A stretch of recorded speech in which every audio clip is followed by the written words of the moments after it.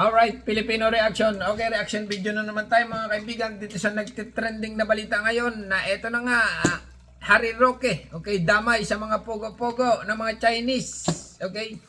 In-approve daw niya at may mga something siyang ginagawa dito sa mga pogo. Ito ng mga kaibigan, Purak Pogo document na si Harry Roque nga ay ito na. Isang dokumentong pirmado ng isang dating opisyal ng gobyerno ang natagpuan sa pinahuluglog na Pogo Compound sa Porac, Pampanga. Ayan mga kaibigan, isang dokumento ng mga pogo na natagpuan. Dokumentong pirmado ng isang dating pirmado. opisyal ng gobyerno ang natagpuan sa pinahuluglog na Pogo Compound sa Porac, Pampanga. Meron ding pagkilala ng isang PNP unit dahil sa donasyon. Live na nakatutok si June Veneracion. Damay din ang mga donasyon, okay? PNP unit. June, Live na live, real na real. Kabayan, ano, kamusta? Emil, ilang dokumento at certificate gaya na lang umano ng appointment papers ng isang dating tauhan ni dating presidential spokesperson Harry Roque ang nakita sa loob ng ni-raid na Pogo Hub na ito dito sa Porac, Pampanga. Sabi ng mga otoridad, Emil, nakapagtataka yan. Sagot naman ni Roque, huwag daw itong haluan ng mali siya. Pwede nga. Okay, yun na nga mga kaibigan, isang dokumento na natagpuan na pirmado ni Harry Roque. Talaga naman alam na, bistado na, nako. Continue lang. Ayun tuloy-tuloy lang ang raid Kung pinasok ang mga natitirang gusali na hindi pa nasusuri sa Pogo Hub compound na ito na pugad daw ng mga illegal na aktibidad. Sa security office, nakita ang Certificate of Recognition ng PNP Regional Highway Patrol Unit 3 para sa mga generous donations ng kumpanyang nagpapaupa sa mga establishmentong nag-ooperate sa ni-raid na compound. Nako, ay alam na, bistado na ito mga kaibigan. Pati damay, lagay, may donasyon. Siyempre, bigay, ayuda, dinaan sa donasyon. Pero lagay yon, okay? Certificate mula sa isang PNP unit para sa umano donasyon. Ay, grabe, donasyon. Ibig sabihin ng donasyon mga kaibigan, pera yon, Pera. Continue lang. Sinusubukan pa namin makuha ang reaksyon ng hepe ng Regional Highway Patrol Unit 3. Pero sabi ng Presidential Anti-Organized Crime Commission o PAOK, Siyempre kung alam mong illegal ito, bakit kailangan magbigay ka ng appreciation? Tama. Alam mo illegal, bakit tatanggap ka ng donasyon dyan? Di ba? Hindi maliwanag na ano yan. Lagay. Diba? So, check natin kung gaano ka generous o gaano kalaki o paano ang tulong na ginawa din, malalaman natin yan. Naku, sige, sa tingin ko, si Harry Roque tumanggap ng malaking kapirahan ito kaya may mga perma-permang dokumento na nakita dito. Continue. may isa pang ikinasorpresa ang PAOK, Yan. ang mga dokumentong nakita sa isa sa mga dormitoryo. Ah. Appointment papers ito ng isa umanong executive assistant sa Malacanang sa opisina ni dating presidential spokesperson Harry Roque. Nako, ayun na nga ang sinasabi dito. Talagang trending ngayon si Harry Roque. Baka daw, ito na, protector ba? Or ano na? Kaya pala ito ay maka-China. Nako. Kaya pala dumami ang mga Chinese sa Pilipinas. Kasi nga may mga protector. Okay, continue lang. May petsa itong January 4, 2021.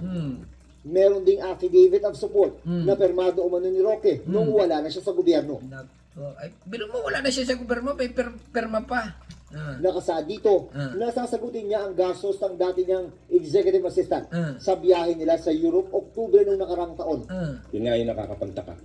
Bakit nandito yung mga documents na yan? Ayun nga. Ay, ibig sabihin, baka may opisina dyan yung mga politics din. Okay? Talagang ito. Ay, kasabwat talaga. Grabe talaga ang nangyayari na sa Pilipinas ngayon. Sabi ni Continue Roque, lang. abogado siya na nagpapaupang kumpanya Wait. sa isang court case pero wala raw siya kinalaman sa Pogo operation. Naku, ganun. Ibig sabihin, yung mga documents yan na tagpuan sa Pogo, wala kang kinalaman. Impossible. Bukol. School bukol. Ano yun? Roque, sinasabing abogado siya na nagpapaupang kumpanya. Pero wala siyang kinalaman sa Chinese illegal Pogo. Ganon. Kayo ba ay naniniwala dito mga kaibigan? Ang continue lang. Wala raw siya kinalaman sa Pogo operation. Wala. Huwag daw haluan ng kulay ang nakuhang appointment papers ng kanyang tauhan nung siya pa ay nasa Malacanang. Tagal ko na pong empleyado yan, no? Apo. Pero matagal na pong hindi siya nagtatrabaho sa akin. Pwede nga. Alam na. Linis siya, hugas kamay, di ba? Ang tingin ko po, dahil matagal na siya nag-aaral ng somewhere diyan sa Clark, baka nakatira siya dyan, ito talaga, Harry Roque. Kaya pala against na against ka sa government ngayon. Kinakalaban-kalaban mo si BBM. Baka Chinese ka. Yung pala naman may ginagawa kang something. Nako. Basahin nga ang comment dito.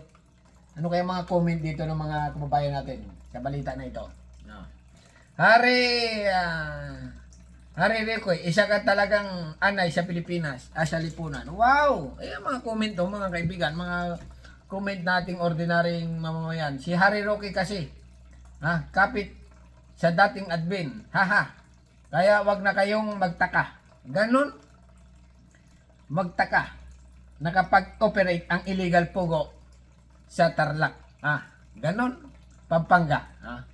Hugas ng kamay hanggang may mahugasan. Ganon. Grabe to. Basahin pa natin. Mga comment ng mga marites. Huli ka, Harry Roque. Kaya tahimik sila sa isyu ng pogo at West Philippine Sea. Ibig sabihin si Harry Roque ay hindi nakikialam sa mga pogo-pogo kasi nga may secret. Ang bayan ko'y tanging ikaw, Pilipinas kong mahal, Harry Roque. Booking na. Okay? Talaga naman. Alright.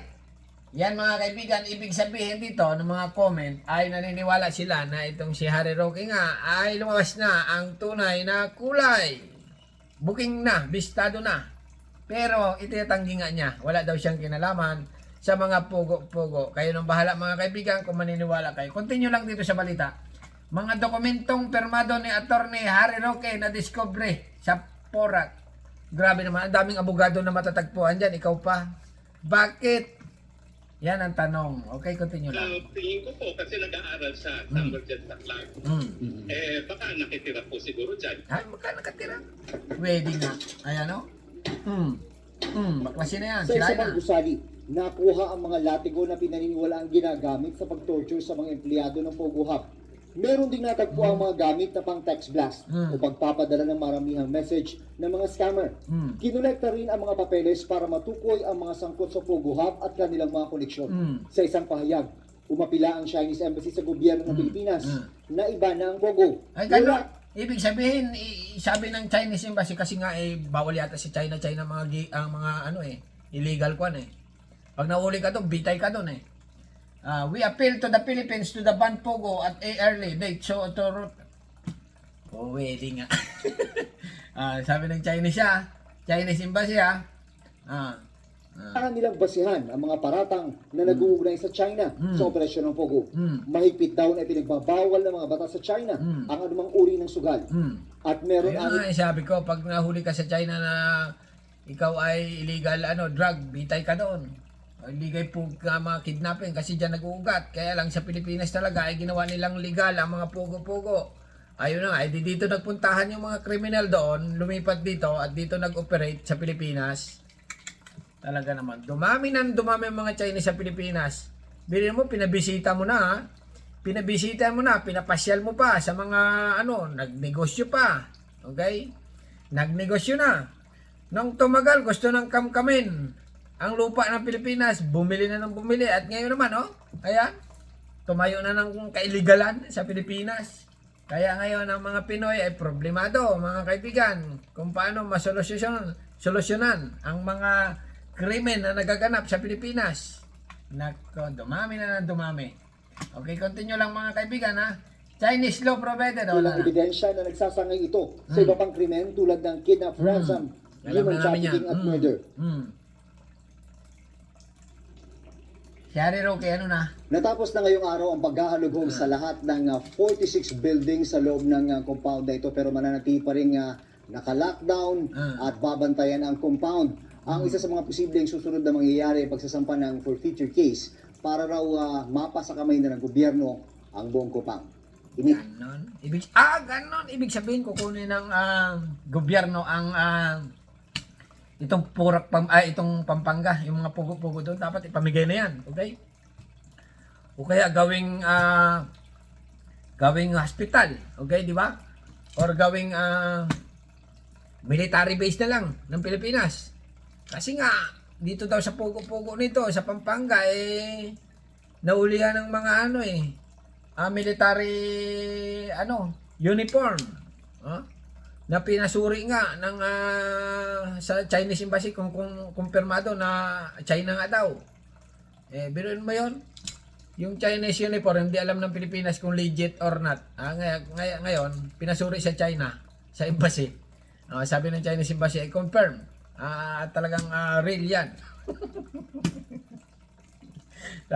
Ano ngayon kung real? Nandiyan sa Pilipinas yung mga army namin. Anong gagawin? Di bala na sila, di ba? Pero dito lang tayo kay Harry Roque, mga kaibigan. Kay Harry Roque. Kayo ba ay naniniwala na si Harry Roque ay malinis at walang kaugnayan dito sa mga pogo-pogo na ito? Oh na oh. Wow na wow. Ganon. Pero nagpaliwanag na siya. Sabi niya dito, wala nga daw siyang bagay. Lahat ng mga kriminal, pag nahuli na, sabihin nila, tatanggi, nakalimutan na, hindi ko kilala yan. Baka ganyan, okay yan. Tingnan mo si Alice Go, di ba? Chinese. Pati pagka nanay niya, nakalimutan na niya. Pagkapanganak sa kanya, hindi na malaman. Mga katropa niya, hindi nakilala kung sino, ganyan, ganon. Walang alam. Hindi ko po alam, Your Honor. Nakalimutan ko po, Your Honor. Lumaki po ako sa farm, Your Honor. Di ba?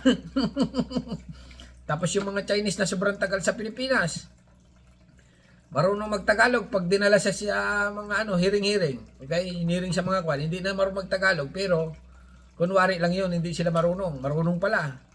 Nakakalimutan ng mga kaibigan. Talaga naman. Pero alam nyo, sa tingin ko yung mga military ng China, yung mga walang mga passport, walang mga passport, walang mga malalapad na lupa. Tingin ko mga army yan, military yan talaga, yung mga sapugo. Alright. Ano masasabi nyo? Pero dito lang tayo sa kay Harry Roque. Harry Roque, bistado na. Alam na. Siyempre, natanggi rin. Harry Roque, may alam ka. Attorney Harry Roque. Yung may pirma ka dito na dokumento sa Pugo na discovery. Ikaw ba ay promotor o protector o ano? Siyempre sabi hindi. Pwede nga. Alright. Bahala na kayo mga kaibigan. Subscribe my channel. Don't forget comment. Bye-bye. Thank you.